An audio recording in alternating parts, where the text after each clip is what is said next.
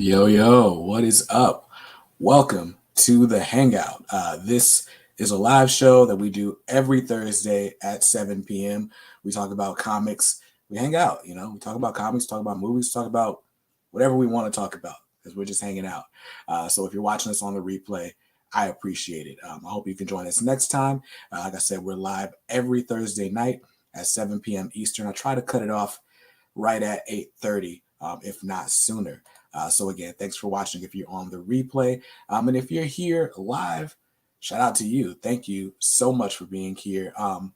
If you're here live in the chat right now, I want you to tell me like what you're reading right now, like what your favorite book you're reading is. It could be an ongoing series. It could be a trade that you're in the middle of. Like, what are you reading right now? Let's see what we got going on in the chat. Ben Uncle says, "What it do, K Squad? What is up? What's up?" Noah Verse. What's up, K Squad? What's up, Noah? I don't know why my screen's flickering. Eventually, I'm just going to replace this camera. That's what's going to have to happen. But yeah, man, I hope you guys are doing well. I hope you guys are having a good week. I've been having a pretty good week. I can't complain. I was trying to think of what happened this week. Let's see. So Star Wars fan is rereading Hoxpox, as you should, because Inferno seems to be like a direct follow-up. Like it's almost like you could read Hoxpox and then Inferno without reading anything else. So good on you rereading Hoxpox to prepare for this event. Let's see. Trey Gillen is reading lots of Batman. That's what's up, man. And what's up, Trey? Good to see you. Let's see. Noah is reading Spider-Man as of issue 75. So you haven't read any other issues? I skipped a ton of issues. I have them all, but I skipped a ton of them. So that's really cool. In the middle of Venom Omnibus Volume 1. I still got to crack mine open. I guess I'll do that sometime next year. Let's see. Tom says, "Hey, BJ, good to see you." It's good to see you too, Tom. Yo, did anyone else think the world was ending the other day when Facebook went down for like the whole day? So funny enough, right before Facebook went down, I don't know if you guys saw this on my Instagram, but I had just finished creating a Discord server for the K Squad. Now, don't worry, guys, if you're in the K Squad, the Facebook group is not going anywhere. There have been several people who had requested that I create a Discord server for the squad. And I was kind of hesitant because I was like, I don't know if I want to manage multiple communities. But I've been getting familiar with it. I've been, excited about it. It's been pretty cool. There's features that are available in Discord that aren't available elsewhere. So I'm having fun learning the differences and kind of deciding as I go how the Discord is going to work versus the Facebook group. But overall, it's all been fun. But yeah, so I created a Discord server and I went to announce it on Facebook, and that's how I found out Facebook wasn't working. For a second, I thought my internet was broken, but then I was like, well, no, I'm on all these other websites. It's just Facebook that doesn't work. And then it was Instagram and stuff too. So yeah, let's see. Ben Uncles is reading Six Gun by Cullen Bunn to kick off the spooky season. Those deluxes are huge. I've seen those. I've seen pictures of those. Let's see. His favorite ongoing is Campisi from Aftershock. Issue 3 drops in a few weeks, and he can't wait. I haven't heard of that. Let's look it up. Campisi. The first thing that comes up is Campisi's restaurant. Let me type in Campisi Aftershock. Campisi, the Dragon Incident. Ooh. Sonny Campisi, a fixer for the mob that controls the Brooklyn-like neighborhood of Green Village, will solve a problem unlike any he's ever faced, namely the dragon that has flown into town. That, my friends, is a great premise. This artwork looks cool too. All right, Ben, you might have put me on to something. I'm gonna save this tab. Let's get back to the chat. Let's see. Ben says Discord's been fun, but dang, does it move fast at times. Yeah, that's true. My reservation against Discord was like I'm not big on like ongoing threads and trying to keep up with everything that's said. I kind of like to pop in and pop out, which is why Facebook works really well for me, because stuff tends to stick around longer. But man, if you miss a message in the Discord, it feels like you want to go all the way back, and who has time for that sometimes? Well, let's see. Now I can spam in the live streams and on the Discord. Maybe not spam, but we can definitely hang out. Let's see.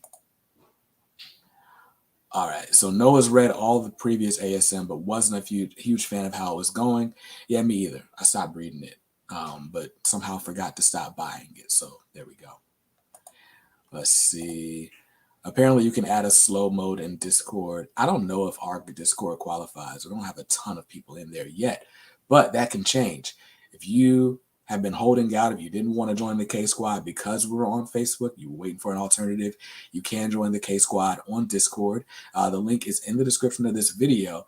You just go to bjkicks.link/Discord, and that'll take you directly to the K Squad invite. So super fun.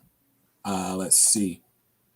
Tom's behind on reading Spider-Man. He's also reading Superman, Son of Kal-El by Tom Taylor and enjoying it. I think I'm an issue behind. Issue 3 came out last week, but I don't think I finished issue 2 yet. Let's see. This pull list will get you. I probably shouldn't add any more series to my pull. But man, this thing from Aftershock sounds cool. I need to see if there's a trade solicited and order that. That'll work. Let's see. My slow mode is having a job and a kid. Exactly. Man, there's so many things that I always want to get done in a day. But between my job, the newborn, the full-grown kid, right? My 11-year-old, my wife, there's always something that's going to get dropped. It's inevitable, as the word goes. So that's been fun. Like, for example, today, what we're talking about on the Hangout, we're talking about a few things. So I want to talk about some industry news, namely this paper shortage that is going to affect us all apparently at some point. I got some single issues I want to review that I've read between yesterday and today. And of course, we're going to talk about Amazing Spider-Man 75. But the books that I wanted to read.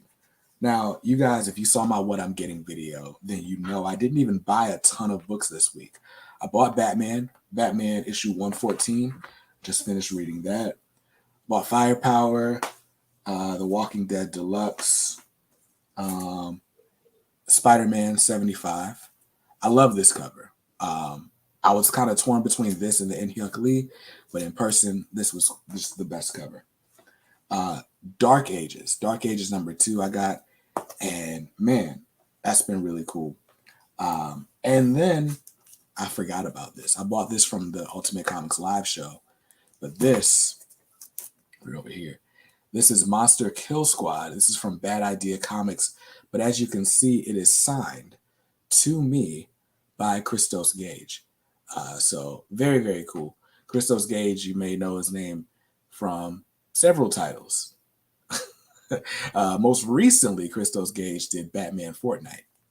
But yeah, he is local to somewhere in the Raleigh area. He's a friend of my LCS Ultimate Comics, and he did a signing for Monster Kill Squad. I haven't read it yet.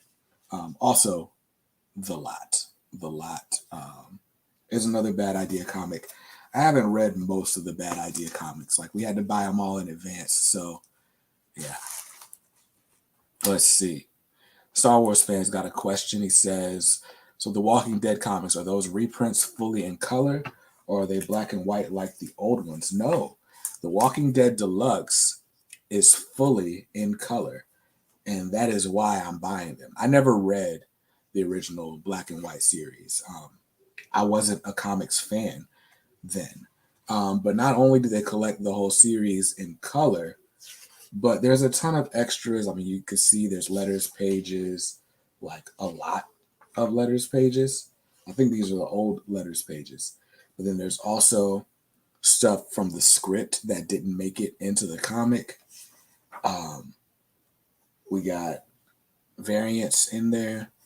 So there's a lot of really cool stuff going on. And this comes out every other week. So issue 25 is out on October 20th. So it's been a fun way to collect it. I think what I'm going to do is I'm going to have these custom bound together when it's all done. That's what I think I'm going to do. Let's see. And Noah says Dark Ages is awesome. Can't get enough of it. Yeah. Dark Ages, we're going to talk about it in a little bit, but it's really good. Trey says he dropped 100 at the LCS Wednesday. They got him with the trades. Yeah, that Ultimate Comics buy 3 get 1 free. It'll get you every time. Let's see. Trey said his dinner's ready. He'll be back in a few. I feel you, dog. I mean, I like dinner too. So we're talking about all those books. Before we do, let's pull something up here.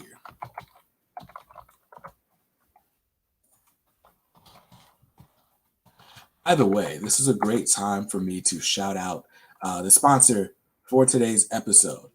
So the sponsor of this and every episode of the Hangout is Organic Price Books. They're the best place to look for collected editions. If you want beautiful shelves like that one, right, full of comic books, then go shop at Organic Price Books. They've got brand new books for really, really good prices, up to 50% off in a lot of cases. And they ship them incredibly fast in bulletproof packaging. I've done several videos about OPB's packaging because it's just great. So if you're looking for collected editions, trade paperbacks, omnibus, oversized hardcovers, they're the place to go. And of course, if you use my coupon code BJKicks, then you will save $2 on every order every time. So that's one way to support the channel. And of course, on the Hangout, if you would like to support the channel directly, you can always do so by leaving a super chat. And of course, I'll read your comments live on the air. Let's see. Do they ship to the UK? Organic Price Books does ship to the UK. You could just ask my homie Marcus, aka the Mad Dog. But yeah, he does ship to the UK.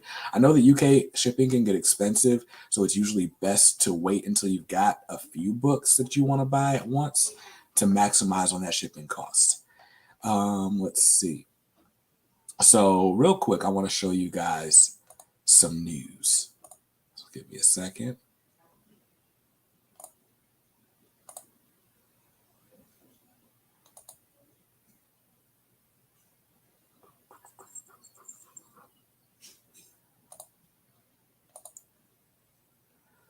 All right. Did I do that right? I did that right. Look at me.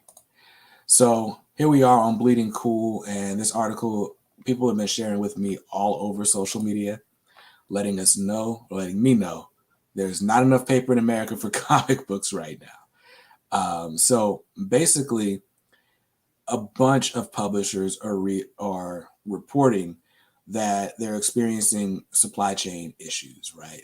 Certain types of paper are just not available. Certain paper stocks are not available. As you can see, it says all North American mills are oversold into the first quarter of 2022. There's not enough paper making capacity to support the current domestic demand. So let's see. Blah, blah, blah. Increase of 6% being implemented on coated free sheet products in September. Lead times are going all the way into January with no guarantees. Folding board. Inventories have been exhausted.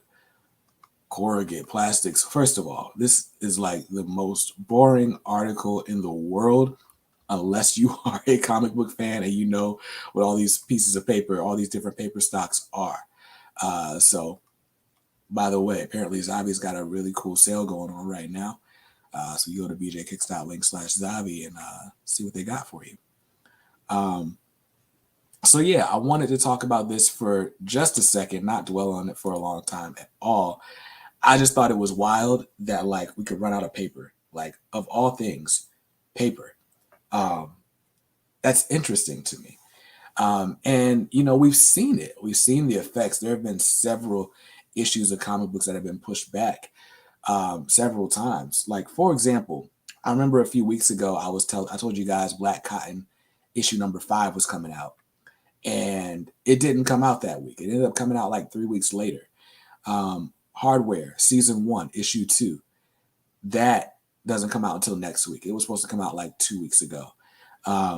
There's a lot of books that should be out but keep getting pushed back due to supply chain issues. Venom, the last issue of Venom got pushed back a couple of times because it was an oversized issue and there wasn't enough paper to go around. So I just thought that was a super interesting article, a super interesting phenomenon. I wanted to see what you guys thought about it. Let's see. Tom says his order this week was light. He ordered Batman, Crushing Lobo, Me You Love in the Dark, and Defenders. Was going to get Dark Ages, but they were sold out of issues 1 and 2. Man, honestly, it's for good reason. Like, Dark Ages is that good. Like, I really, really recommend it. If you can find it, find it. If you can't, get it digitally or just wait for the trade. But it's a really, really fun book. I put a review up on the community tab on my page because I really, really enjoyed it. Same author of Camp PC, James Patrick, wrote a series called The Kaiju Score with a very similar feel. Sounds like a monster book, right? Trade on that is available, and the series was great. Star Wars fan says, while this shortage is going on, companies should do digital only for a while. They should not. Marvel tried that. Marvel tried releasing issues digitally when comic book shops were closed. It didn't go well. I mean, because if you do that, you pretty much kill comic shops. And comic shops are who buy from the distributors, and the distributors are who pay the publishers. You know, like, I know people are buying books on Comixology and stuff like that. The audience is way different. Like, people like you and me who buy these every week are not just going to be like, oh, it's only digital? Cool, I'll buy it digitally. It just doesn't happen. It doesn't translate well. So that would be a financial, like, horror tragedy for them. So that's how that's going to go. Let's see. Sugar Man's in the chat says, you know who it is, baby. Hey, what's good? What's good, dude? What it do, baby? I say that every time because I can only think of Kawhi Leonard when someone says baby, or Hurricane Chris. But let's see. And meanwhile, okay, cool. I'm just checking notifications, making sure we're all good, making sure I say anything important to me. So, man, nothing to say about the paper shortage. That's totally fine with me. Let's move on then. So, of course, in the chat, we can always do Q&As. What I want to do is kind of get into some of the books I read. Let's see. Sugar Man, that is not the case. That is not the case. I might go longer. We got an anniversary coming up. The first anniversary, the 1-year anniversary of my channel is on the 9th. And you guys, 9th of November, or 7th of November. So we'll do the anniversary stream on the 11th. But let's see. Call me Top Gun. So I can't stay. I'll be lurking while I study for uni. That's what's up, man. School comes first. Like, please don't fail because of me. That wouldn't be good. Melanated Dweeb just popped in. What's good, dude? What's good? We met last week, and that was really dope. And he really was 6'6". Like, it's crazy. I'm short. I'm a little taller now with the hair, but it's crazy meeting tall people in the real world. What are your thoughts on the Penguin fiasco? I think they'll figure it out. And so, wait, what? That's hilarious. As far the Penguin fiasco, what he's referring to, basically, Marvel is switching distributors. They're switching from Diamond to Penguin Random House for their single issue distribution, which is interesting. A lot of places were already doing Penguin Random House for their graphic novels. And obviously, Penguin Random House has never been a single issue distributor before either. And because of that, a bunch of shipments, something like 66% of people's books got damaged last week. So that's insane. My thought is that they'll fix it. The damage was too widespread for it not to be addressed by Marvel. And so I think it'll be addressed. There's no way for it not to. Let's look, and I'm going to see if I can find the article real quick to show you guys the damages. Let's see. That's so whack. I'm looking. There's a article detailing which books are coming to the Eagle Moss collection, and Batman Venom is getting collected. All right. So let's share this again.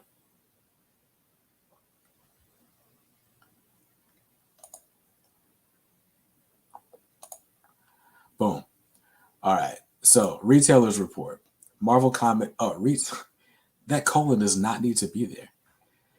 Retailers report Marvel Comics damages from Penguin Random House. Gosh, grammar. As you can see, we've got basically a long list of people who are saying, "Hey, this is what's going on. Our books are messed up." Really, no picture. Why? What the heck? What's really good? That's annoying. Like, why is there just descriptions? But anyway, let's see. So Ramsey Ramirez from Texas says 30% damages at our store, but at least we got him. Jason Piscini in Illinois says about half my order is damaged. Nick from Chips Comics in Indiana says about 60% damages. Hope they get it fixed soon.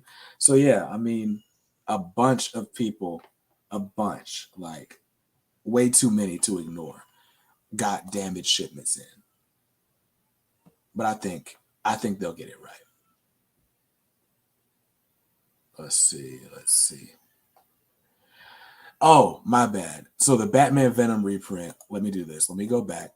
I'm not saying it's getting printed for me, like for us in the US. If you guys do the if you know about the Eagle Moss graphic novels, the DC Comics graphic novel collection, where they are basically printing all these books with this great connecting spine. They just announced the books that are going to come out in 2022. And one of them is Batman Venom. So who knows? Maybe they'll end up in like Zabi mystery boxes like months down the road. Blind Justice. Man. With Dennis Cowan. They're really getting like some good stuff, man. I want to be in the UK. Maybe one of my subscribers in the UK will buy some of these for me and ship them. Although I'm sure that shipping cost would be like insane. But yeah, not for the USA. Like specifically not the USA. But everywhere else, they'll sell them. That's so whack. These are all so good too. I don't need them to be Eagle Moss books. I don't need to collect Connecting Spine, but like print this in the United States. Print this for me to read. Yes, these are a sheesh. Yeah, these are a subscription. The DC Eagle Moss collection is a subscription. Like people, there's a guy who watches this channel. It's called the Partworks Comics Reader. He collects all these, and he's got photos that he sent me of his like full shelves of these Eagle Moss books with the beautiful picture on the spine. I'm just upset that I can't get this myself. So, yeah. So my bad. I didn't mean to like upset everyone. The point of this conversation was not the Eagle Moss books. But my bad. I removed myself. I meant to remove the screen share. Call me Top Gun is speaking for us all. Star Wars fan just took it a little bit too far. Everyone is like, yo, can we get this? Why can't we get this? Comic Book Report says Batman Venom is so good. I have not had the pleasure of reading it. Maybe I'll read it digitally. Let's see. So can we order it or no? Yeah, if you're in the US like me, no, you cannot. The only way you might be able to get it is if somewhere down the line, Zavi gets a bunch of overstock. Because Zavi, even though they're UK based, they ship to the US and they don't have restrictions on who can buy. So Zavi does, and I'll show you. Let's see.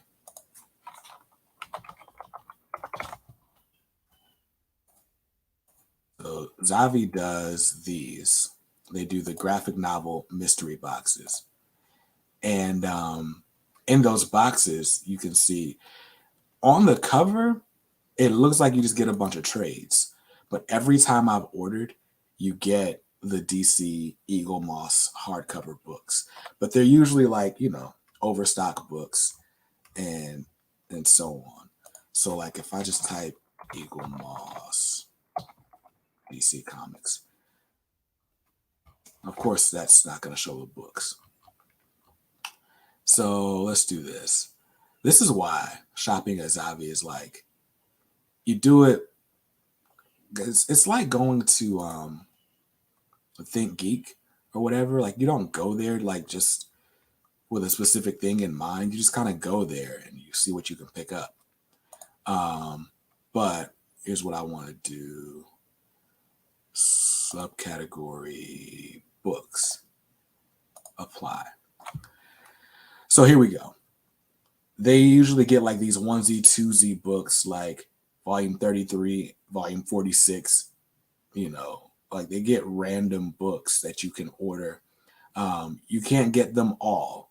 You just get whatever ones they have. And it's usually like they might be slightly damaged. Something might have been wrong with them or whatever. But yeah, that's how you get these Eagle Moss books in the United States, if you can get them at all. Let's see. So Noah says Zavi UK has some amazing Blu-ray box sets. That's very true. They've got a lot of they just got a lot of collectibles in general. Blu-ray box sets, just like movies, games, like little random trinkets. Like, look, they got the Crash Bandicoot toy that you can put on your desk and a mug in the shape of Crash Bandicoot's hand. So, I said look, and you guys can't see because I don't have it sharing. There we go. Right? So, yeah, there's a lot of cool stuff going on. But yeah, Zavi's got a really cool collectibles. My child is crying. Let me see. Where's my phone? Just need to check my phone, make sure like everything's all good, make sure my wife didn't need any help. Well, she hasn't asked for any, so should be all good. All right, cool. So, let's see. Melanated Dweeb with the question says, what do you think of Reggie Hudlin's run of Black Panther if you've read it? I haven't read Reggie Hudlin's run yet. I have, which volume is that? I have volume 2 in the Reggie Hudlin Complete Collections. I need to get volume 1 and 3, the thick trades. I was holding out thinking maybe they'll do an omnibus, but even if they do, that won't come till like late next year at the earliest. So we'll see. We'll see. But I have not read Hudlin's Black Panther.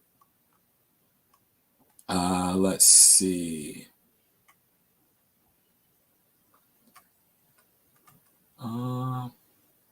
You guys talking to each other, trying to get kicked off live streams with my jokes. Eagle Moss no longer offers new subscriptions anyway. Oh, I didn't know that because I wasn't in the UK. Noah says text the wife. I probably should. Let's do it.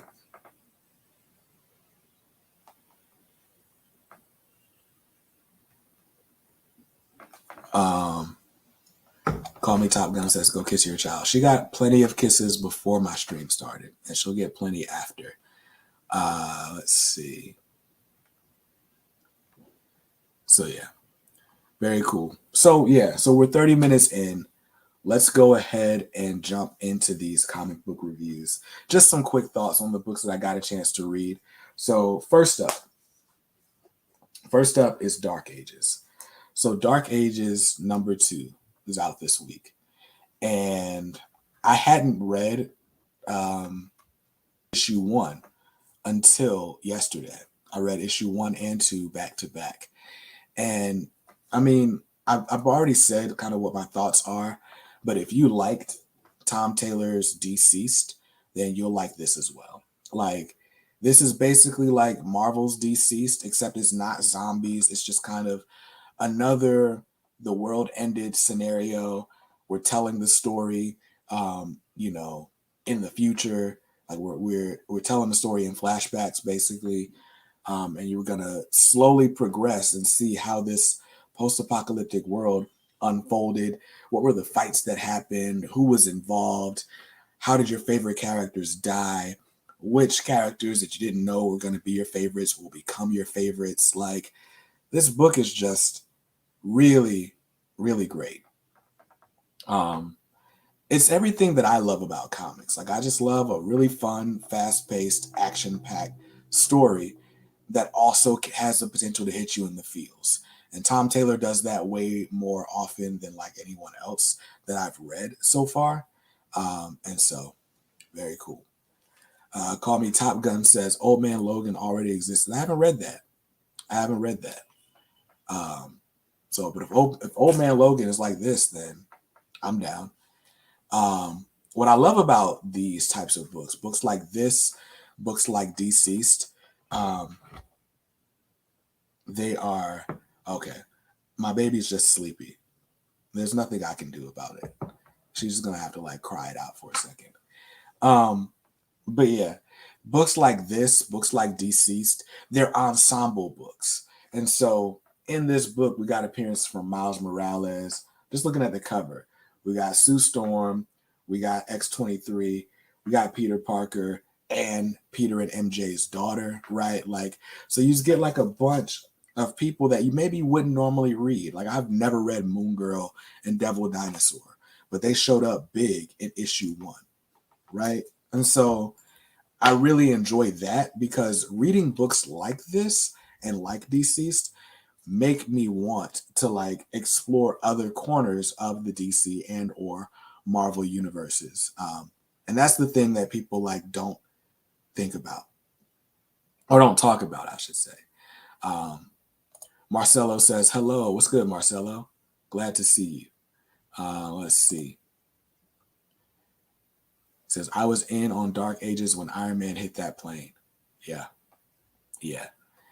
I don't want to get into spoilers, but there are some reveals in this book, especially in issue 2. Like, in this issue, I was like, yo, what? So, I mean, basically, there's this big threat that comes that like kind of makes them shut down all electronics, period. No lights, no gadgets, no trinkets, no nothing, right? Iron Man does not exist the way he existed, right? He can't, because there's no electricity.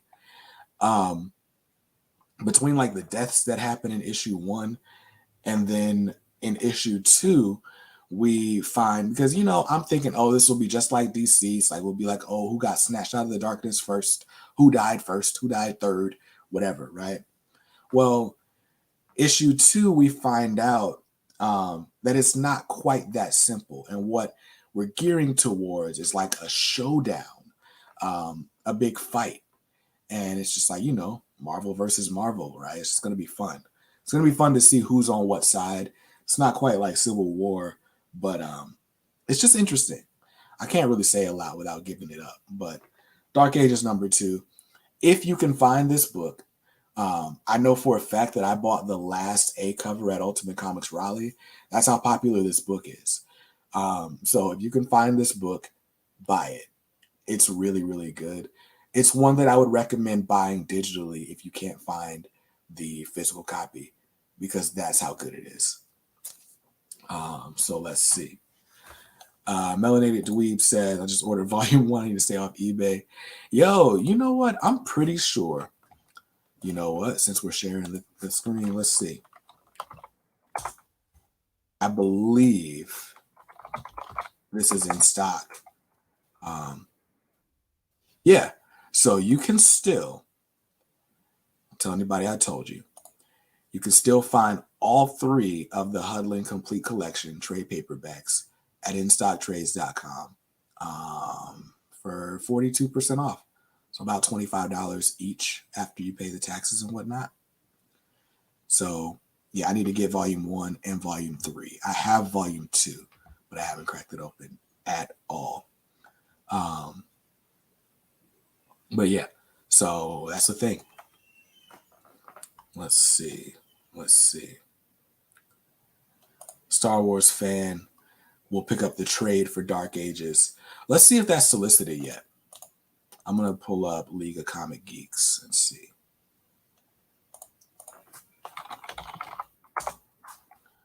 So this week, Dark Ages number 2. If a trade is solicited, it'll say it's collected in.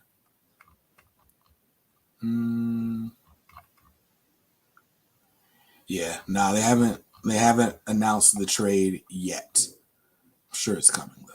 I'm sure it's coming. This book was too good to not have a trade. I would want it in like an oversized hardcover. The art, the Iban Coelho artwork in this book is really good. Let me do this. I'll show it to you. Is it Iban? Is it Iban? Is it Iban? Let me show a page that's not going to spoil much. All right. So, whoops, that's an ad. But over here, whoops, there. Like, look at that mystique.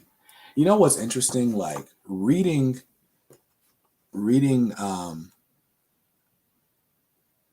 Marvel comics, Marvel tends to have like a house style where it's like every book kind of looks the same. Like I can't always tell the artists apart from each other like I can with DC Comics artists. But it's always really good. So looking at this art has me excited because Iban Coelho is going to be doing the Black Panther with John Ridley starting in December. Blaine, oh snap. No. Okay. I just like stuck the book to the sticky side of the resealable bag. But it's all good. It's fine. Blaine wants to know if I'm a fan of Punisher. The only Punisher comic I've read was a Punisher comic co-starring Eminem back in the day. I like the idea of the Punisher, like a vigilante who doesn't mind killing, the criminals. I like that idea. I just haven't read much Punisher. Let's see. I usually do digital. They release no HCS where I'll buy. Yeah. I'm starting to get into digital comics more. I need to buy an iPad, and I think that then I might go like a little bit harder with my digital purchases. But reading digitally on the computer isn't necessarily for me because I spend so much time on the computer anyway. Between my day job and YouTube, I'm always looking at a computer screen. So sometimes I want to just get up and not be at a computer. So, yeah. Star Wars fan is recognizing everyone's names from the Discord now. I feel you. Yeah, same here. A lot of the artists for Marvel have similar styles. Yeah. I think honestly, it feels like Marvel like doesn't want the Image thing to happen again. Like back in the day, it was like there was decent art, and then there was like Jim Lee, Rob Liefeld, Todd McFarlane, and they were just outselling everybody. I feel like Marvel just wants everybody to look the same, so that doesn't happen again. So that if the artists get big and leave the company, it doesn't like bankrupt their company, because that is what happened last time around. Let's see. Call Me Top Gun says Garth Ennis' run is so much fun. I have a Punisher by Garth Ennis omnibus. Garth Ennis is Steve Dillon. Yes, right there. I need to pick it up and read it. Let's see. My wife just said that my baby is asleep. She said, have fun, guys. Thanks, babe. And everything's all good. I don't think anybody heard her on the stream. And if they did, that's fine. Blaine says, good idea to make the Discord keep on going. The Discord's not going anywhere unless people get like crazy and like make it like a cesspool or something. I don't plan on deleting the Discord. I hope it grows and becomes its own little entity and its own thing. I think that'd be pretty cool. Let's see. So yeah, so I read Dark Ages, and Dark Ages was really dope. Then I read Batman 114. And I gotta say, I'm not crazy about Batman right now. The fear state, it's like, it seems fast paced, but it's like the story's not really moving that fast. Like, I kind of feel like every issue is the same issue lately. Like, every issue starts out with the Oracle doing her like, or the fake Oracle giving this warning to Gotham, right? This issue, we did see like just how the Scarecrow is manipulating the Peacekeeper 01. There's not a ton of Batman in this Batman. We got an appearance from Miracle Molly and Poison Ivy. The big revelation, not to spoil anything, but Miracle Molly basically knows what's happening and is apparently going to help save the day, is how that has gone. There is a backup story in here featuring Clown Hunter. It's written by Brandon Thomas, who is one of my favorites, but I didn't read it. The best thing that Fear State has going for it, or Batman, period, is Jorge Jimenez. Like, look at that art. Artwork is awesome. But overall, like, I'm just ready for this whole magistrate thing to be done. Like, it's just been going on way too long, in my opinion. This artwork is great. So I feel like I say this all the time, but like, I feel like Batman has like some of the best art in comics, but you can kind of take it for granted because the story, as of late, is just so slow. It's so slow. It's not bad. It just doesn't progress quickly enough for me. Like, I feel like we get like tiny bits of like plot driving, if that makes any sense. Let's see. Trey Gillen's back from dinner. What'd you have, dude? I need to eat dinner. I'm hungry. Trey says, I like Clown Hunter. I like Clown Hunter as a character. I'm kind of annoyed with backup stories in general. Like, I don't want to read 2 comic books in one. I want to read 1 comic book in one. Like, find a way to put Clown Hunter in this story. Give me a Clown Hunter scene. Give me some Clown Hunter character development or something. I don't need like a separate Clown Hunter story though, or I would just buy a book called Clown Hunter. It's how I feel. But it is written by Brandon Thomas, who I do like a lot as a writer. And he's been doing a lot of like backup world building in the DC universe. Like, he did a lot of the stories that were in the Infinite Frontier Secret Files book. He's done stories for Superman Red and Blue. So they're putting really solid talent on these backups. It's just been like, yo, do I want to invest the time it's going to take to read this? Or do I want to like read Green Lantern or another Marvel book or something, right? So Trey had baked spaghetti and garlic. That sounds good. My wife makes the best garlic bread, like from scratch. It's like awesome. And I think my spaghetti is pretty good. Blaine just had cod and rice, and we all witnessed it in the Discord. Blaine's so bored of Batman and the Magistrate feel like the story is gone. Yeah, I agree. The whole Magistrate thing has been going really, really slow. Just dragging along. So yeah, so those are the only books from this week that I read besides the main event that we're here for, which is Amazing Spider-Man 75. So we'll get into that in just a second. Melanated Dweeb, it is dark outside. How are you mowing anything? That's crazy. I don't like mowing either, by the way. I don't even own a lawnmower. I just hire my brother-in-law, who is 13, 14. He comes and mows my lawn every 3 weeks because I refuse. I had to cut so much grass as a kid that I'm just not cutting grass ever again in life. Although I don't mind trimming hedges and pulling weeds and doing other yard work. It's backwards, right? But yeah. So give me just a second. I got someone special is gonna come in and we're gonna have a conversation about Amazing Spider-Man 75.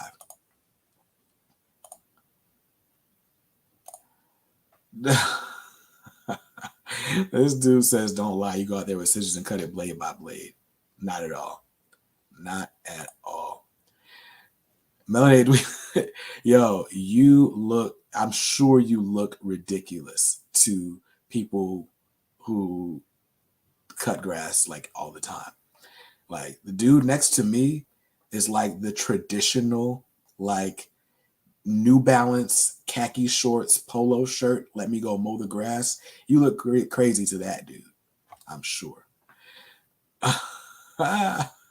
People are like wanting to know who the guest star is. Is it Mad Dog? Is it Omar? It's certainly not Obama. I'm sure he's got better things to do. Let's see. Blaine wants to know if I'm picking up anything from the January 22 previews catalog. I don't remember off the top of my head what all's in the catalog. I know that I'm gonna be getting. There's been 2 Black Panther omnibus announced. I'm getting both of those, and some other stuff. Oh snap! It looks like our guest is here. So let's say what's up. Hey, what's going on, guys? What's up? What's up? We got Noah here, Noah Verse. Sir. Not to be confused with that other Noah. Lord have mercy, dude. Hey, BJ, I just want to say thanks for having me, man. Yo, no problem, dude. No problem. Yes, sir. So Noah, if you guys are not familiar, he has his own channel. It's called Noah Verse, because that's not conceited at all. No, not at all. He talks about collected editions. We met through Day, right? Yep, that's right. Yeah. So Noah's been in the K Squad for a while, and he's a cool dude. He's a huge Spider-Man fan. And so when I was like, hey, who wants to talk Spider-Man with me? I was not surprised when Noah was the one to respond. Yeah. So yeah. Call Me Top Gun's got a good question here. It says, who are you? Who are you?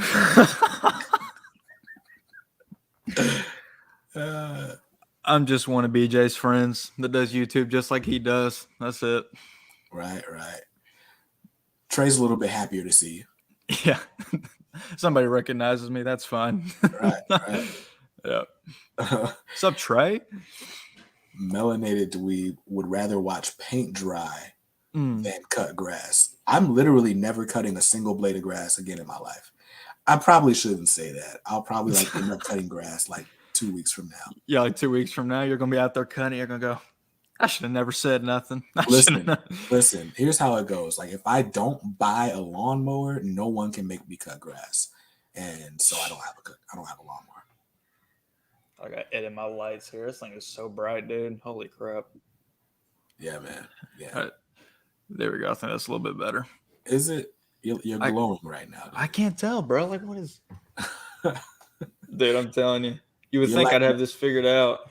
You like those dudes on? What is it? Is it Iron Man 3 where people just started exploding for no reason, or is it? The third one. I think that was. It was the Christmas. Yeah, it was the third one. Okay. I got to invest in a better set of lights, but I think that's a little bit better. So let's see if this actually makes a difference. That didn't make a difference. So I've got this huge ring light over here. Right. But then my day job just gave us these little, I would show it off, but it has my company branding on it. So I'm not going to. We can't disclose that. It's like this little ring light that connects to your phone. So I've got that up here to see if it makes any difference. I got you. But yeah, what if someone gives you a scythe? I'm not cutting grass with a scythe. I'm not cutting grass. Dude, that looked pretty cool though. Walking out there with you got to wear like a black robe with a hood though.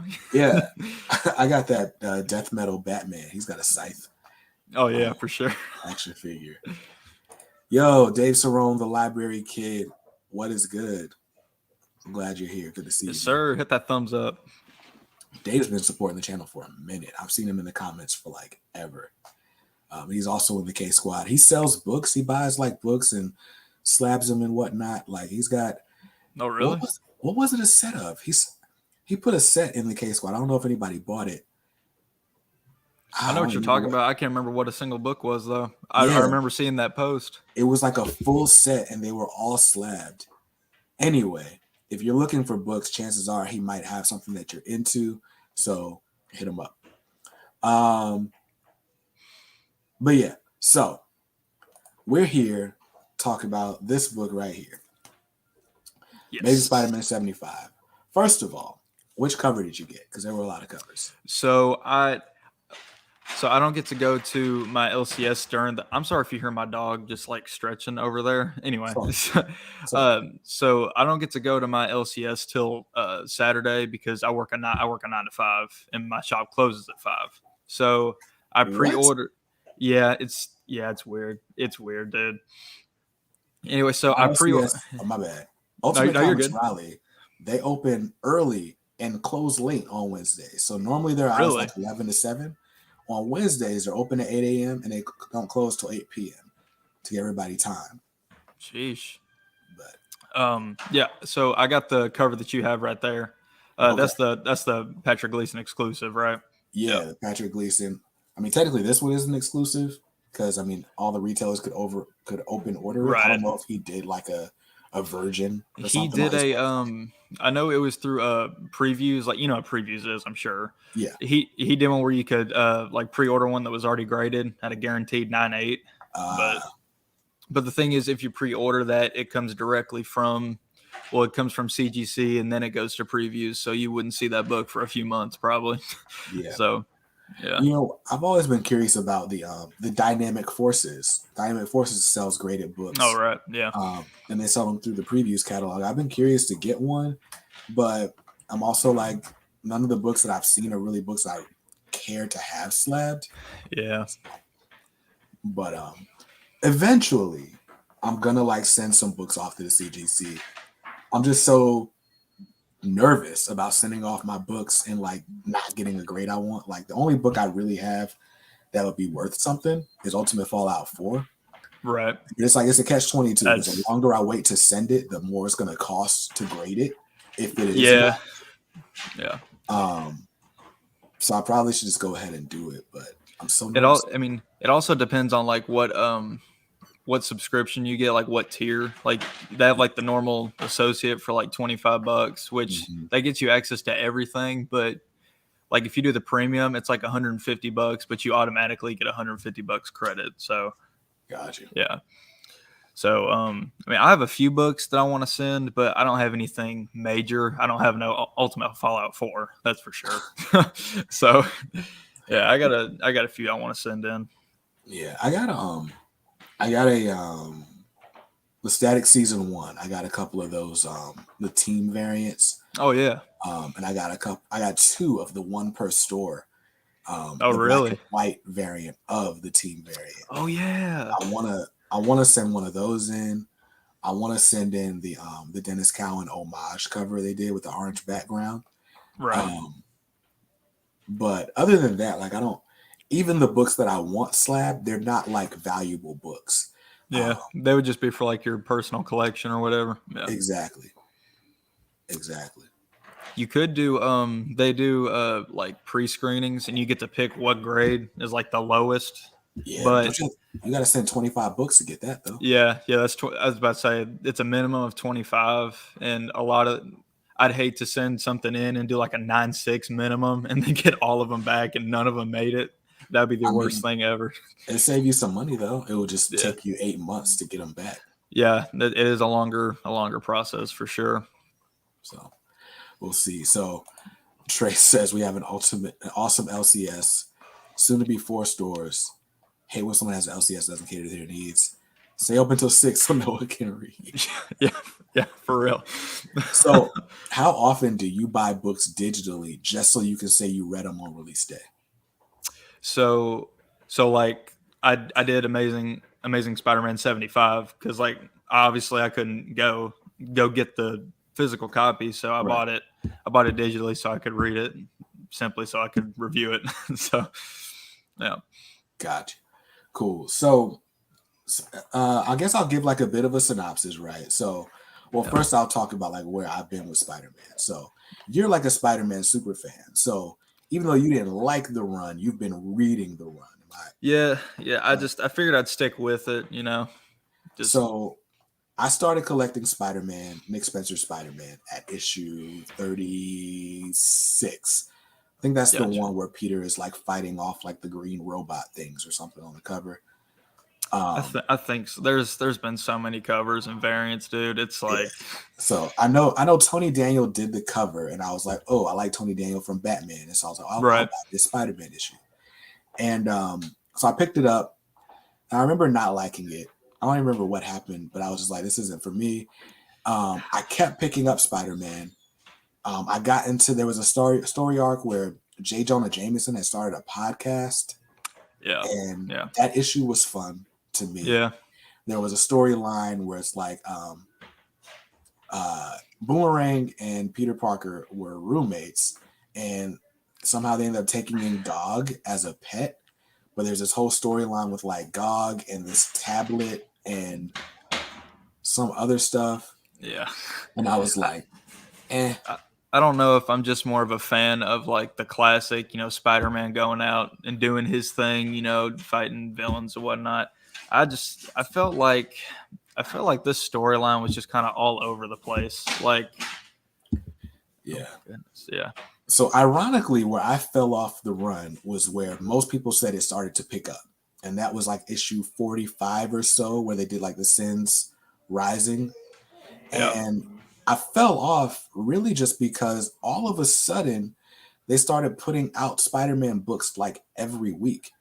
It was like they would do a Sins Rising and then a Sins Rising Prelude. And then after that happened, they did like there was like 50 Last Remains, right?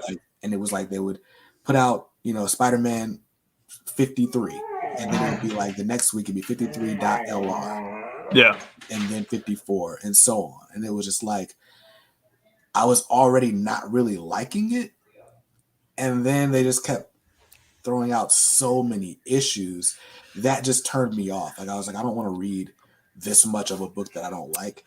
I'll just pick it up at the next storyline. But then other books got better, right? Right. The X-Men line was really crushing around this time. Tom King left Batman. And so reading James Tynion's Batman was really cool. And I kept just forgetting to drop Spider-Man. Like, they did the Webhead variants, and I was like, okay, I'll get the Webhead cover. Yeah. And then Mark Bagley started doing covers. And I was like, yo, I love this Mark Bagley cover. And so everybody loves Mark Bagley. Right. Everybody loves him. So I'm like, you know, credit to Marvel for doing just enough to keep me buying the books. And then, you know, eventually it was like, all right, Nick Spencer's going to be gone by issue 75. And by the way, Ben Reilly's going to be Spider-Man. And so that leads me to believe, okay, Peter Parker's going to die. Now I got to read the issues to figure out how Peter Parker is dead or incapacitated or whatever, right? Right. Spoiler alert. I was about to say, are we talking spoilers or? Yeah. Okay. Peter Parker is in this issue. Oh, yeah. Oh, yeah, he's in it. So, I mean, we'll do light spoilers, right? So, yeah. But this is basically my thing, right? Going into this issue, my thought is, okay, Peter Parker died, something happened, we're going to figure out what's going on, and we're going to kind of start fresh with Ben Reilly, who all I know about Ben Reilly as someone who's never read Spider-Man before is that he was a clone of Peter Parker from the Clone Saga from the 90s. Right? Yep. He's taken a turn as Spider-Man before. Peter Parker eventually took back over and whatever. right? Yeah. Now, in Right. this book, it's referenced. Like anytime Ben Reilly comes back, that means something whack is going on. Exactly. So, but yeah, so I go into this book thinking, all right, Peter Parker is dead or something's going on, and we'll get a good jumping on point or whatever. So I open this issue having not read any of the Clone Conspiracy or the Sinister whatever. Sinister War. You can skip over it. I'm just gonna tell you right now, you can skip over it. Really? Okay. Like there's only one crucial thing that happens, and it's honestly it didn't even hit me at all. So yeah. So my issue with Spider-Man in general, right, is I would consider myself a Spider-Man fan, right? Right. Marvel is making it so hard for me to back that up. Like for the last 2 years, I've been waiting to like Spider-Man. Spider-Man has been in a slump for a good minute, a real good minute. Right. So, and by the way, speaking of books that were way better than Spider-Man, that had no business being way better than Spider-Man, Donny Cates' Venom was coming out during this time. Oh yeah. That's another thing that definitely put Spider-Man on the back burner for me. Yeah. Donny Cates' Venom is like I don't see a flaw. So right. All right. So for you guys who don't want any information about this book, I will put my hand up right now to say, hey, I'm gonna give a quick plot overview, and then I'll put my hand up again, like when it's safe to listen, I guess. So basically, we open this up. The biggest thing that we're told is that Harry Osborn died in the previous story arc. Right. So that happened. That's what I was talking about. It didn't even hit me at all. So Yeah. So Harry Osborn died, and Peter Parker. We open this book up with him just kind of reeling from those events, like he's just all distraught. He has this nightmare about Uncle Ben, and which was it was cool. Like this issue is good. Let's not mistake it. I don't know if you can see it well or not, but I have the panel saved. Got you. Of course, it's not going to show. We can't really see it well, but I mean, I should have bought the issue digitally so we could review it. I just didn't think I was going to get into spoilers, but now we're here. So now we're here. So he has this nightmare. He's like, all right, I got to go out and clear my head. So he goes out and he's like, all right, I just need to go out, swing some webs. I'm going to go to this building that no one else ever goes to. And lo and behold, he gets to this building and finds Ben Reilly, right? Just zipping past him, dude. Just right.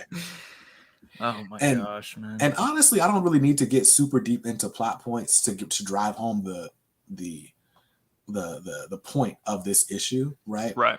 What they keep reiterating is that Ben Reilly both is and sees himself as the better version of Peter Parker.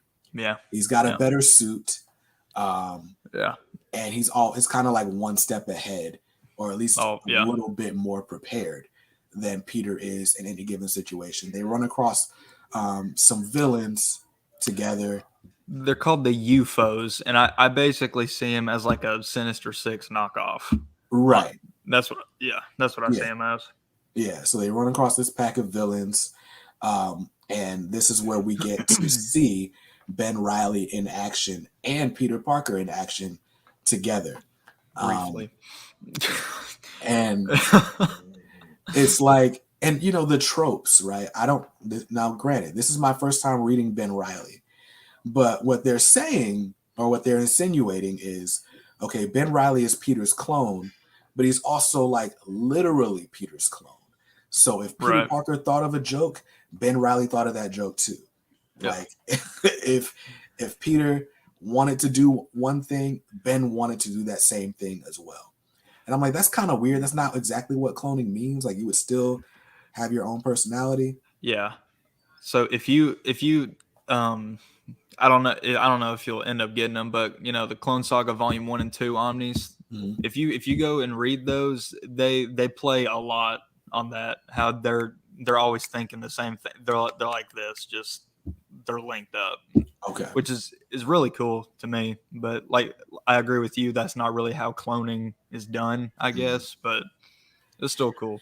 He did. I mean, Ben Reilly does say in the issue that basically like all Peter Parker's like memories were implanted in him as well. Right. So he's like, you know, the same thing that drives you drives me. Exactly. Like, even though my memories are fake, I still have them. So like, I remember Uncle Ben and Aunt May and everything we learned and so on. So that was cool. Like, that was interesting to me.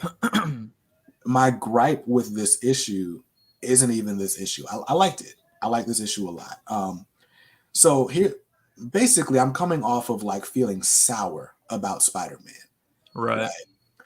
Opening this book and finding Peter Parker alive and well was like, dog, what? Really? Like, the thing about it is, in comic books, he has probably died and come back like 4 times. So it's, I mean, y'all know the saying, nobody ever really dies in comic books. So right. And to be fair, I don't want Peter Parker to die. Right. Like, one of the things that I was kind of salty about was, all right, cool, we're getting a new writer, but it's not going to be Peter Parker. And all I've been wanting was a good Peter Parker story.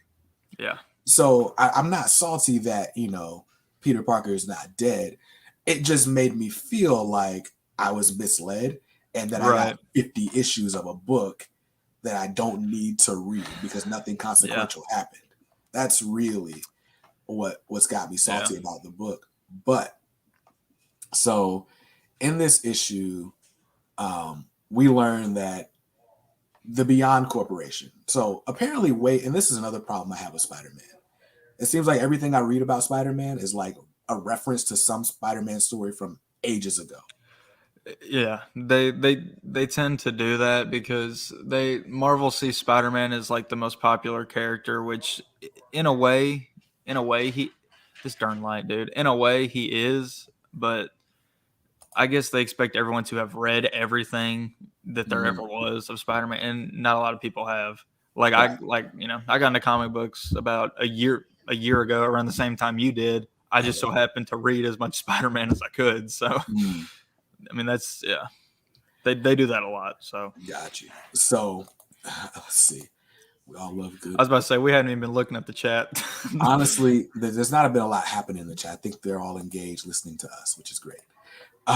But so we find that apparently Peter Parker, maybe I don't need to spoil that specific detail, but long story short, there's a company that is basically paying Ben Reilly to be Spider-Man. And they're hooking him up with all this high-tech stuff, like high-tech suit. It's the weirdest thing because he mentions something. It's almost as if the suit has its own spider sense, you know? Like Ben Reilly doesn't have it, but the suit kind of warns him. It's pretty cool, but at the same time, it's like that makes Peter this big. So Right. And so throughout the whole issue, we're seeing all these moments where Ben and his new suit and stuff just kind of shine. Yeah. And the feeling that you get is, oh, Peter Parker doesn't matter. And exactly. Yeah. You know, which is cool. It's fine because I mean, for the longest time, I felt like Spider-Man book didn't matter. Right. Yeah. So it's a great metaphor in that way. And so, hand up now. I'm not necessarily going to spoil anything else, right? So my thoughts are, for a very long time, I did not care about Spider-Man, right? It's understandable, honestly. Yeah. So this issue comes along. This issue is exciting. One thing that I didn't mention is first of all, the fact that I was like, oh, we can't see your phone screen when I clearly have the book in my hand. Well, dude, I took notes on this book, and I was going to elaborate on them just a little, but I didn't want to take we can do that. Yeah. We can do that. I didn't want to take up a ton of time though, so. I mean, we still got 20 more minutes at least. Okay. So we got really, really good artwork. If I'm not mistaken, Patrick Gleason does the artwork in this. Yes. Book. It's like Todd McFarland, Mark Bagley, and then Patrick Gleason's right here. Yeah. So yeah, go for it. if nothing else, be excited for that. Yes, right? 100%. Now, there's also like an afterword from the Spider-Man editor, kind of just plotting out the direction that we're going to go in for the next little while, or how this whole thing came together. Which I thought was really cool, by the I way. did. Yeah. It made me like, okay, I'm on board. Yeah. Oh, here's that panel you were talking about with the. That is amazing. That could be a cover. It's on its own, dude. That is just awesome. So the artwork, I mean, I'd give the artwork a 10 out of 10. Like, I agree. this artwork lacks nothing. Right. The story itself, it's fast paced. There's enough action. We also get enough like heartfelt moments too. That's what I was gonna say. There's enough action. It was really fast paced, but it had just enough storytelling to set up what's going on. You know what I mean? Yeah. So yeah, overall, like I don't really have many complaints about this issue.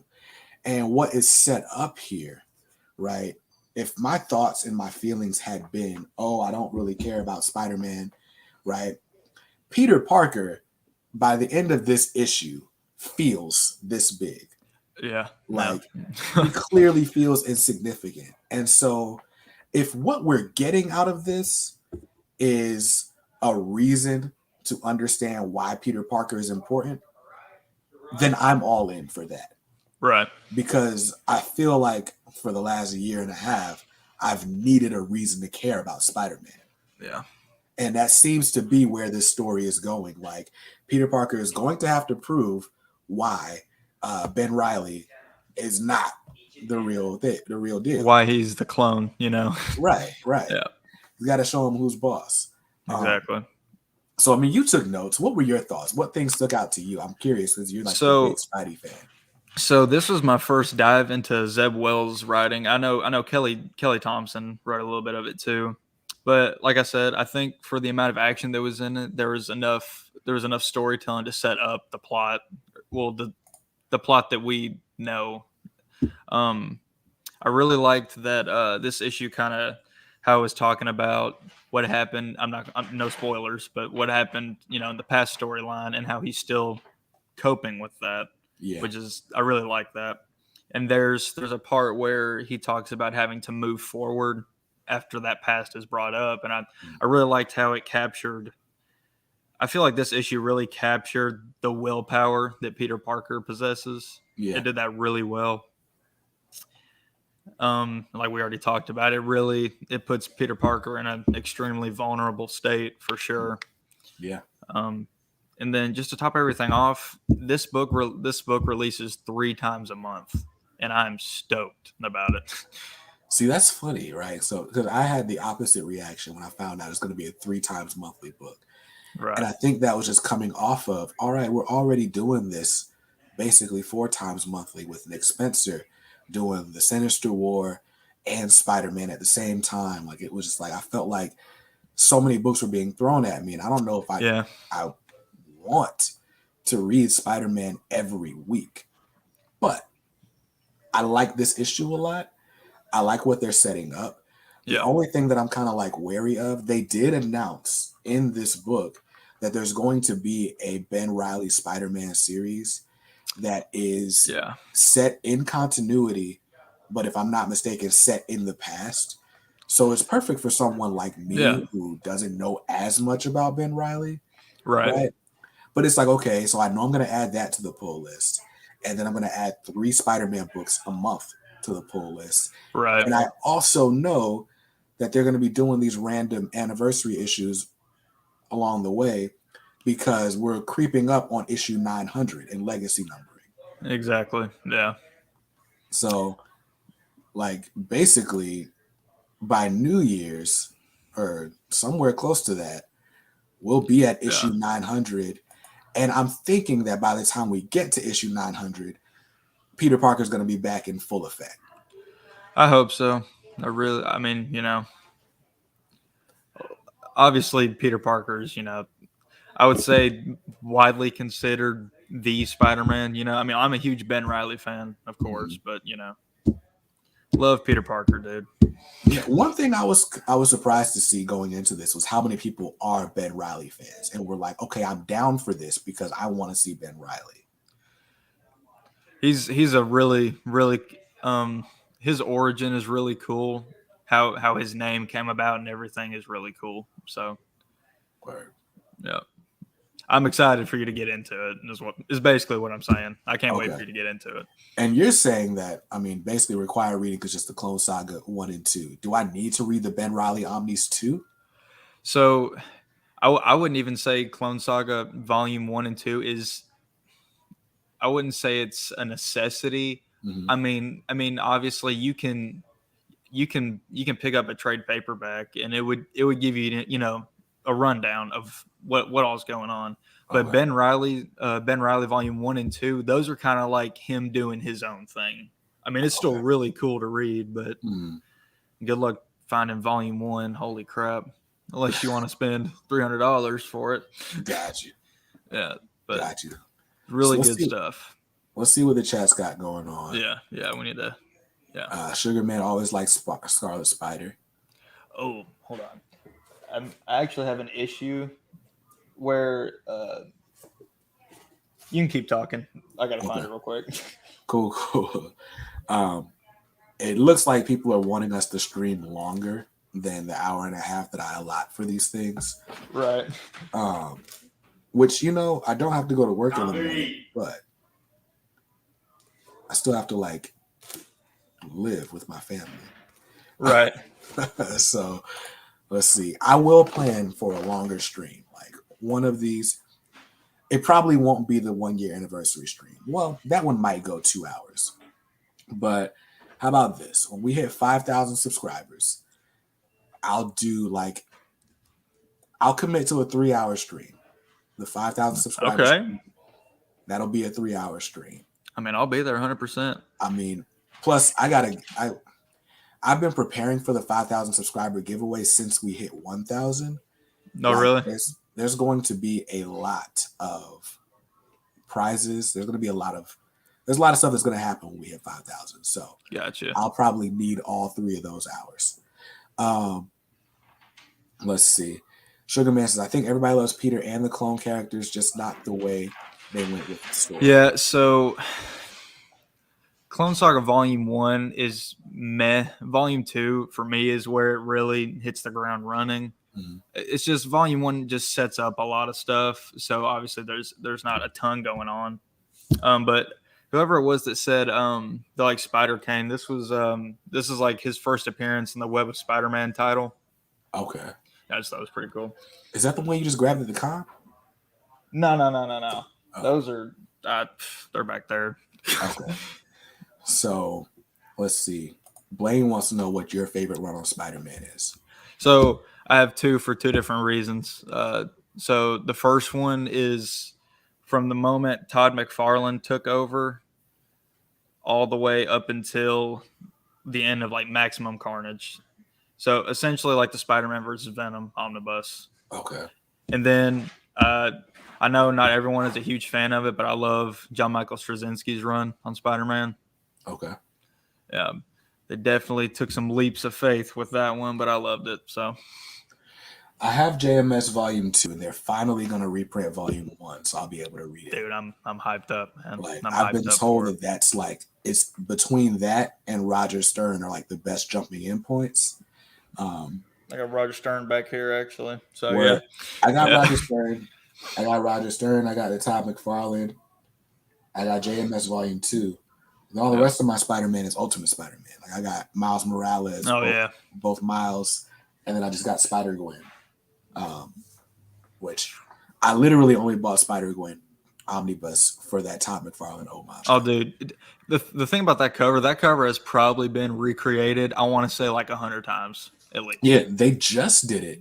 Miles Morales 30 came out last week, and they did some homage covers for that one.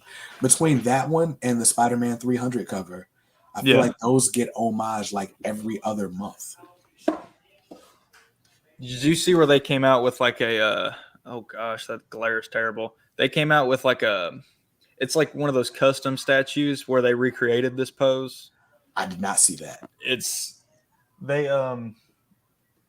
was really cool. It's him in the black suit. It's like identical. It's like the spitting image. It's like you taking it and putting it on a 3D printer.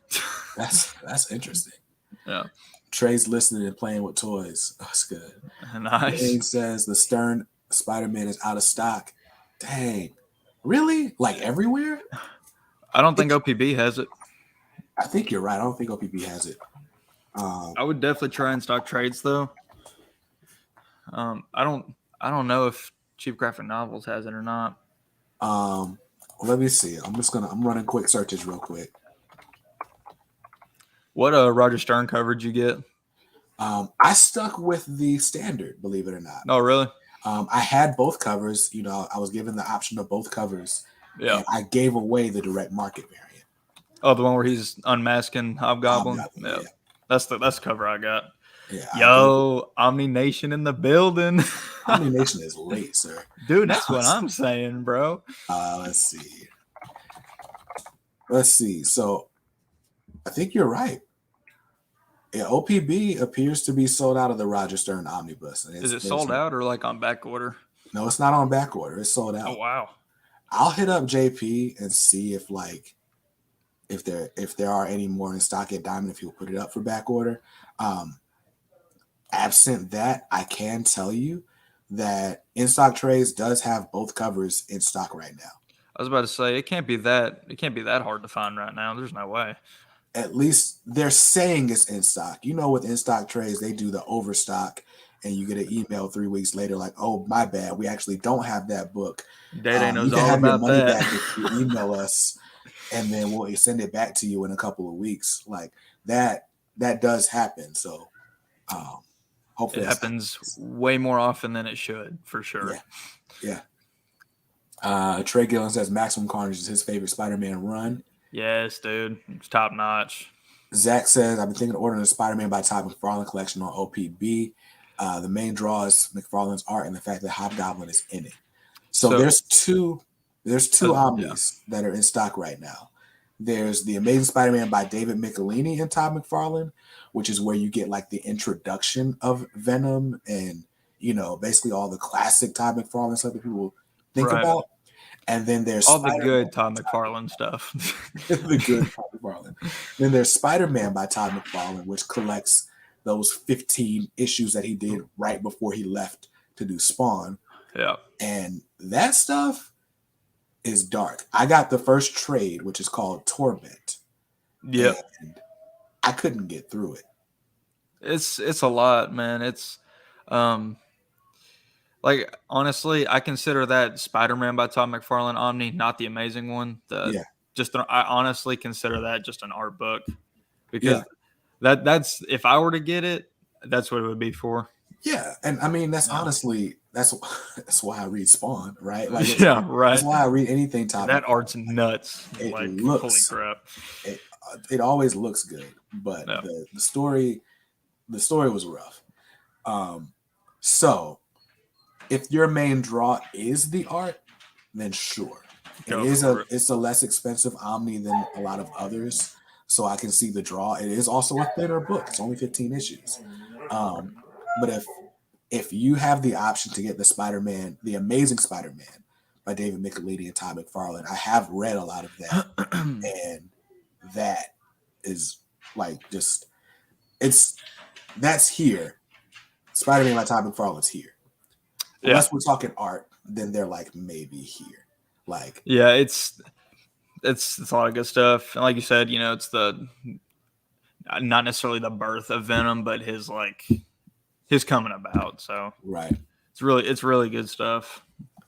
I mean, so Sugar Man's got tons of emails from IST, but never a lot of books he ordered. Yeah. I've dealt with that. Ain't that right, Day?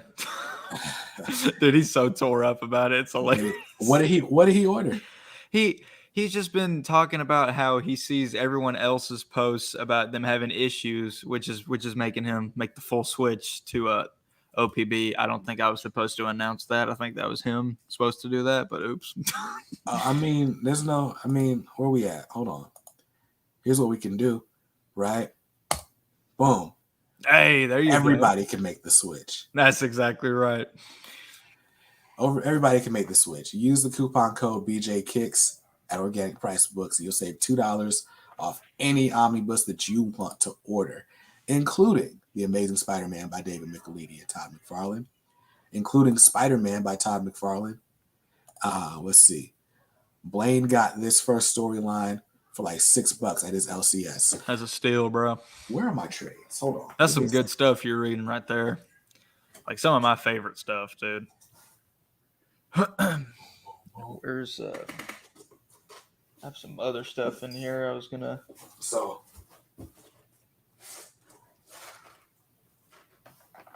one thing that cannot be denied is this artwork. That's beautiful, honestly. Let's just, and also underrated panel layouts. Dude, yes. That's like I mean like here's Torment Part 4. Okay. Like I mean you can't. Like now again, there's some dark stuff in here. It's like, very dark. Very dark. Like Spider-Man with the drug needle in his eye. Yeah. Like, yeah. There's so much. Let's see. The Craven? Is that Craven? Back from the Dead? Like just this book is so dark. Those 15 issues that Tom McFarland did, he was very lucky because he got full reign to do literally whatever he wanted to do. Yeah, he was lucky. I don't know about us. Yeah. Oh man. But I mean, these covers, like the cover for issue 5. Yeah. And then later on, we get appearances from Wolverine and Beast. Like, right. There's just a lot of really cool stuff that are visually striking things that happen. But you guys know my gripes with Todd McFarlane. Todd McFarlane's people look like furry monsters. Like, yeah, dude. What is Todd McFarlane's Peter Parker? His eyebrows are like this big, dude. I mean, dude, it's nuts. Dog, if Marvel Legends gave McFarlane Toys the license instead of Hasbro, because like I'm doing an overview on this later on this week. Really? Oh, dude, that's awesome, dude. Gunslinger Spawn action figure for $24.99. This was a Target exclusive. What you can't see from the webcam is all the detail in the clothes on this piece. Like, McFarlane Toys is literally like head and shoulders above everyone else. So give me just a second. I'm gonna grab 2 things real quick. No worries. I'll hold down the fort.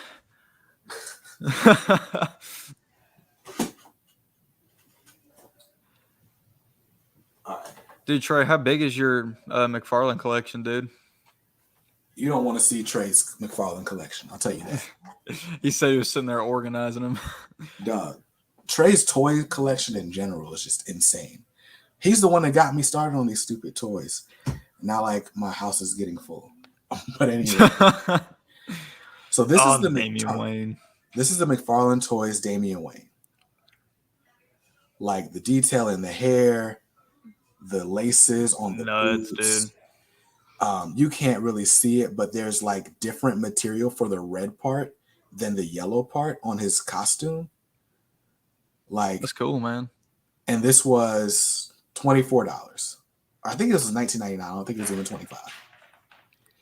But this is the $30 Diamond Select Wolverine action figure. Yeah. It barely stands on its own. The articulation sucks. Like, and this costs more than every McFarlane Toys that I have. This costs more than this. And it's like, it's not even close, the quality difference. Didn't McFarlane didn't he do Justice League figures? Yeah, he did Justice League figures. That was like the first time the Superman figure actually looked like Henry Cavill. Yeah. His Brandon popped the cape off Damian. It goes back on. Really? I didn't know it came off. You do stuff with your toys that no one else does. Oh, wait. I see it. It's got like a little peg back here. I'm not taking this off because I'm not going to be able to get it back on. But you're lucky you wouldn't be able to get it back on. Like, I suck at posing toys. Like, even my even the Jon Stewart Green Lantern, it took me forever to get the gun in his hands. That's a McFarland toy as well. Let me show you one more thing. All right, Trey, I'm gonna go look that up right now.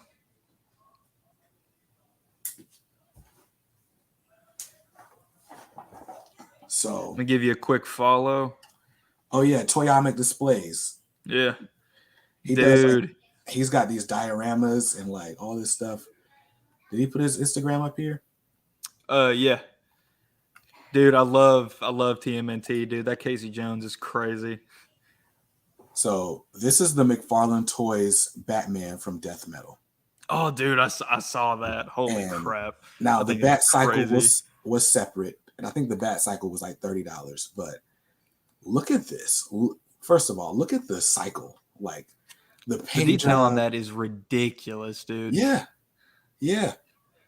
No one is making better figures at this price point than McFarland. Nobody. I'm not even a toy head. Like you're on your way. I buy these because they're so good. Yeah. Like anyway. Like if McFarland Toys went out of business tomorrow, I wouldn't be buying any toys. Right. By the way, maybe I should announce this on YouTube. McFarlandToyStore.com. They have a pre-order up for a 5-pack for the 3 Jokers set. So let me do this. Let me share. Am I sharing the screen? I'm sharing something else. Give me a second. Hold on a second, Blaine. I'm gonna look for that. I didn't even know that was.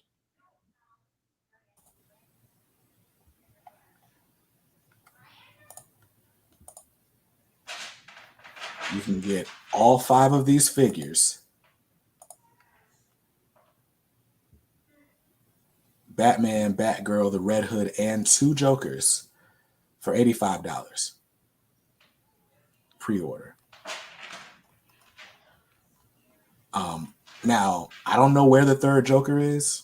I haven't seen the 3rd Joker anywhere, like up for sale anywhere. So that leads me to believe it's going to be an exclusive to some store. Maybe Target. But you can at least get started with this 5-pack.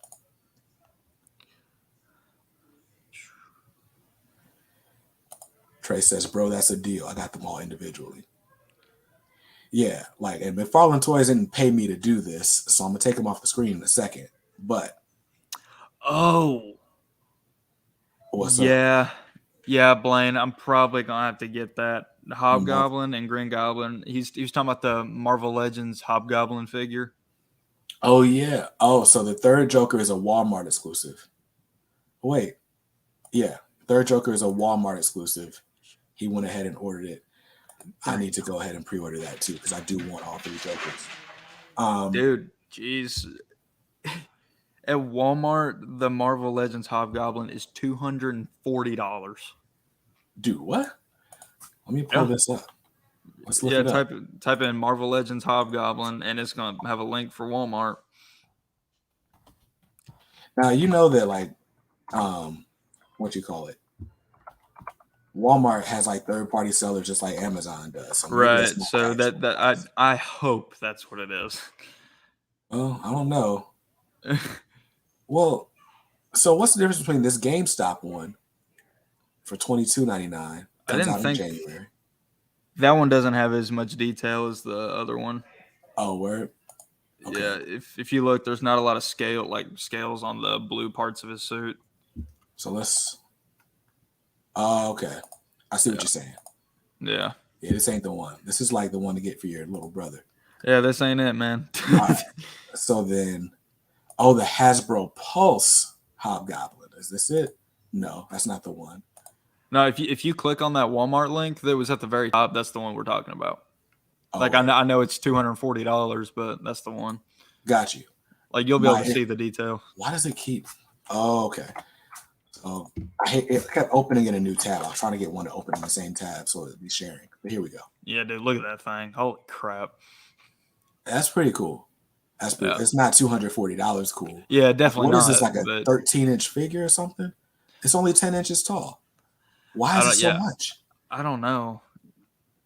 Has it like not released yet or something? I don't know. I'm confused. I am too.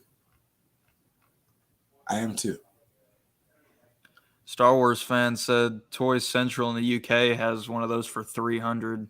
Sheesh. Or whatever I can't remember what currency's called in the UK. Oh wait, quid. Someone told me quid. That's right. On the previous stream. All right. So here we are all off topic. We are running over. Yeah. But let's see.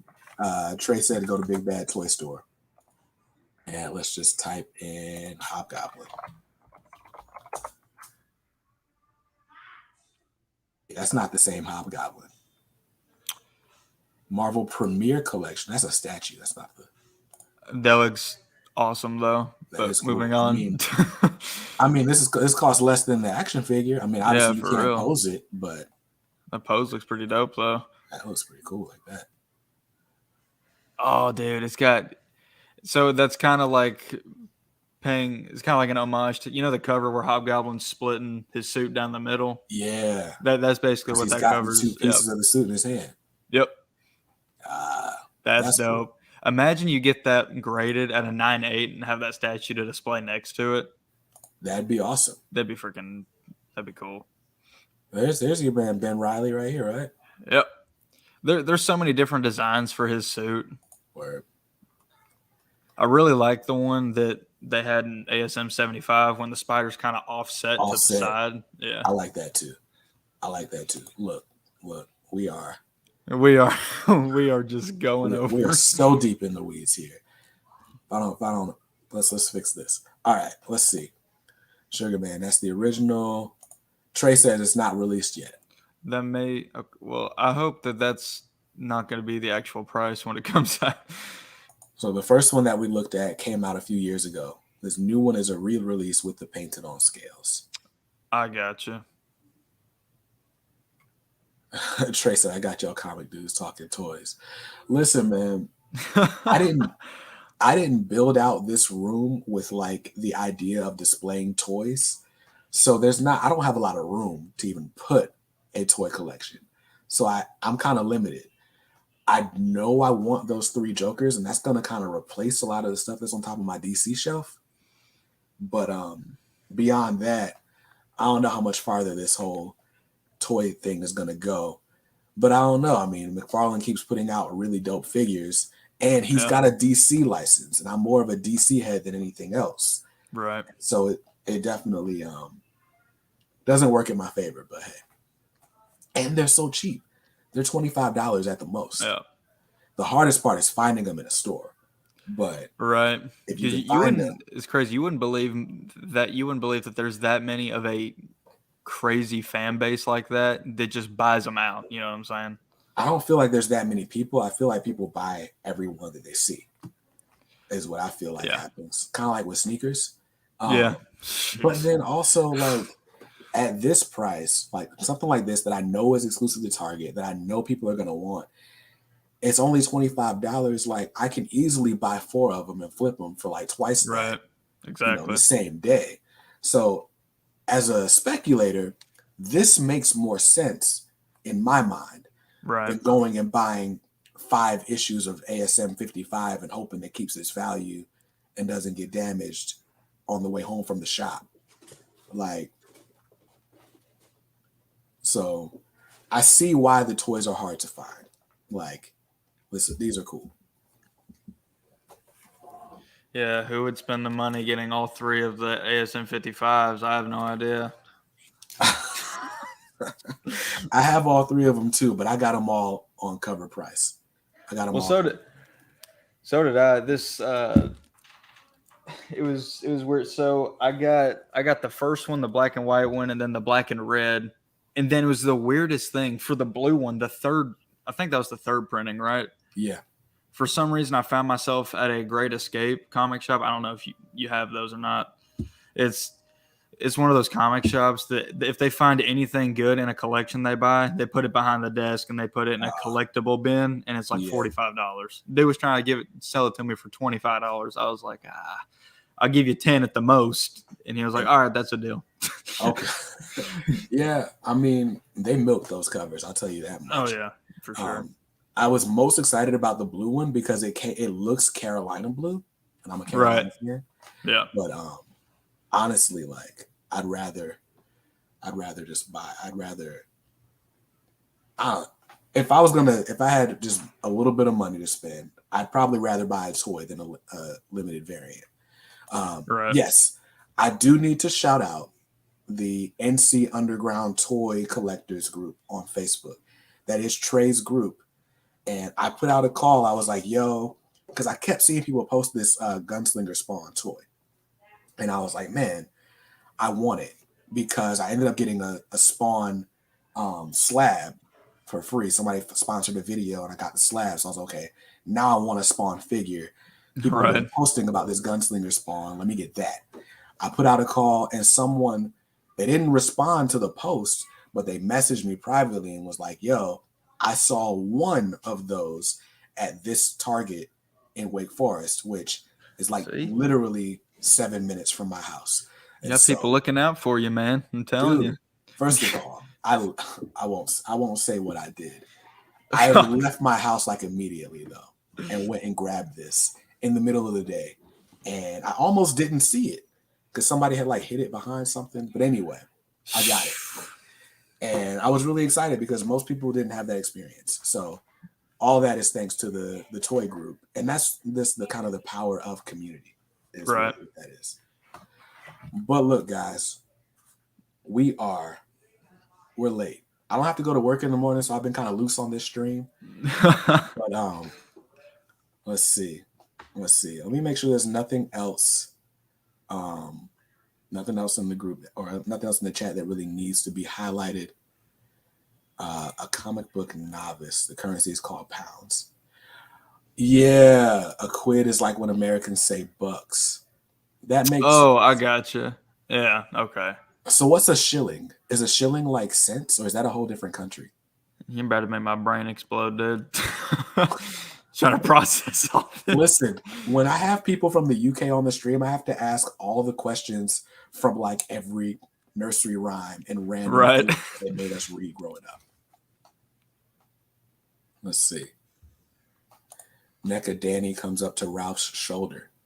Yeah, Trey's the one to ask about all these toys. He buys all of them. Brandon and Noah, you're going to read the Devil's Reign storyline? That's the Daredevil-based event, right? I'm not going to read that not in singles because I'm not reading Daredevil in singles. I've been buying the hardcovers of Daredevil. So I'll wait. That new Daredevil Omni coming out soon. Oh, the Charles Soule? Yep. I started reading it digitally just to make sure I would actually like it and not spend money on nonsense. Yeah. It's good so far. It's really good. I bet. So, but I'm only like halfway through issue 1. So it's all good. I mean, it's issue 1's always good though. You got 100%. Got to read issue 1. But I'm probably gonna buy it because I don't have any Daredevil Omnis. But I want to get the Black Panther or the Deathstroke by Priest first, dude. So, oh my gosh. So I pre-ordered mine, right? And I don't know if you saw, but they got theirs the other day, right? Yeah. They got an order of 50 of them. They got 50 in and sent out 50. And get this, bro. You're 51. Nah. Day messaged me, goes, bro, they got it. They sent mine out. I was like, dude, I didn't get an email. What's going on? I messaged OPB's Facebook. Yeah. I guess it's the customer service or whatever. Yeah. And I was like, so I heard you guys got the Deathstroke, and he goes, yeah, I saw your order. You were like 10 pre-orders too late. And I was like, oh, that hurts just a little, but it's fine. So I mean, I'm sure it's still in stock. Like, yeah, it's definitely still in stock, but yeah. So, well, I guess I can like slow down then. I was gonna try to rush and get it, but if it's not in stock yet. He was saying that I don't think that shipment of 50 was the only one that he got, you know? It shouldn't have been because he said mine would be going out next Wednesday. Yeah. So that's probably when the next one comes in. And JP only sells 80% of what he orders from Diamond as a pre-order. Right. So if you make a pre-order, you're pretty much guaranteed your book. And then the rest of them get added to inventory when they actually come in. Right. That's how you account for damages and stuff like that. So I was about to say, you can always count on there being a few coming back to be put in the wear and tear section too. So, you know. Right. And with a book that big, like, I'm sure there will be some that get dinged up. Which, let's not take away from JP's packaging, though. That'll be packaged up, bro. Oh, yeah, no. It'll arrive to you in at least as good condition as it arrived to him. Yep. But, you know, if they get dinged up, it's usually because the distributor messed something up on the way to them. Right. Oh, Comic Book Novice is ContraLad. ContraLad's been all up in the Discord. Oh, dude, yeah. We've been talking to you constantly, dude. Yeah. What's happening, dude? Let's see. Someone said, he was asking me a bunch of questions about Spider-Man years ago. Huh. Listen, Tiny Tim needed a shilling.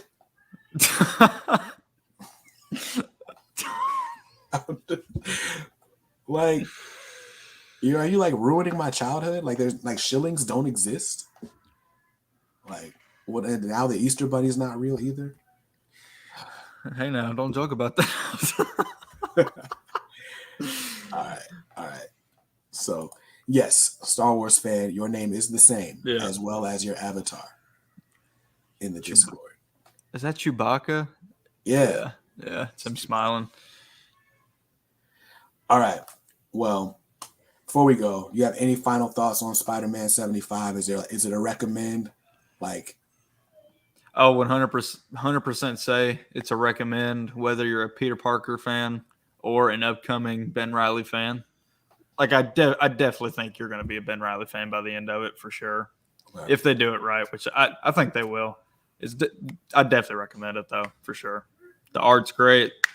If for whatever reason the writing pulls you out of the story, the art should captivate you and bring you back in. So, yeah. The art was awesome. I mean, I give the art a 10 out of 10. I give the story, let's say it's 8. I was about to say it's hard to rate the story. Yeah. Because we've only got like 5 or 6, 7 pages maybe to go off of. Right. But so the way I rate my books, right, it's not necessarily 8 out of 10 or whatever. Right. So 10 is a perfect comic book. Almost no book gets a 10 for me. Right. 9 would mean it is the best book I read in a given week. Gotcha. 8 is a really, really good comic book. 7 is a good comic book, but it clearly had its flaws. 6 is like, Anything 5 and below, I don't want to read. Gotcha. Is how my rating scale goes. If I give a book a 5, I might as well give it a 1. And most books tend to land around the 7 range. There's not a lot of books that have been really, really bad. Tom Taylor usually lands in like a 9, 8.5, 9. I gotcha. Depending on which book it is. Except Son of Kal-El. Those have been like strong 7s. Yeah, that was pretty good. That was one of the other things I was talking about, how you do your like weekly single issue pickups or whatever. Oh yeah. The reason why, oh my gosh, this light, dude, it's like the gates are just opening up. Anyway, so the reason why I don't do those videos is because I know you, amongst several other YouTubers, already do those videos. It would just be stale for someone to sit there and watch me talk about them. So, about what you're getting? Not necessarily about what I'm getting, just about what I thought of them. So yeah, so I a lot of times, I mean, now that I do these streams, I can talk about what I got. But Right. I don't do like separate videos most of the time because I usually read my books late. Right. But I will do like in the community tab, I'll do like basically like an Instagram post and it's like my little review. Yeah. And I'll put those in the group and stuff. But anyway, we're going to sign off. Before we do, where can they find you, dude? Y'all can find me on YouTube as Noah Verse. Just type in Noah-verse. There's going to be another Noah that pops up. It's not me. Okay, it's going to look like this. Yeah, it won't be the Bible. Yeah, it won't be the Bible. Cool. So you're Noah Verse everywhere else, like a social media stuff, right? Yes. Yeah. Cool. So before we go, I do want to again shout out the K Squad. There's 2 ways to join us. You can join us on Facebook. The link is in the description and scrolling across the screen. You can join us. That makes you eligible for like exclusive giveaways. When Organic Price Book sends us Omnibus to give away, only K Squad members are eligible for those, even though channel subscribers are eligible for like everything else, right? But we also just created last week a Discord server where you can talk about not just comics, but games and God, what else did I put in here? Games, MCU, TV, film, all that type of stuff. So join the server, join the conversation. There's a bunch of ways to have fun talking comics. And I hope you saw something you liked in this video. I hope you enjoyed streaming with us. But if not, hey, that's cool. You can always buy what you like. Just make sure you read what you buy. And be nice to others because kindness makes the world go round. Yes, sir. Peace out. Peace out.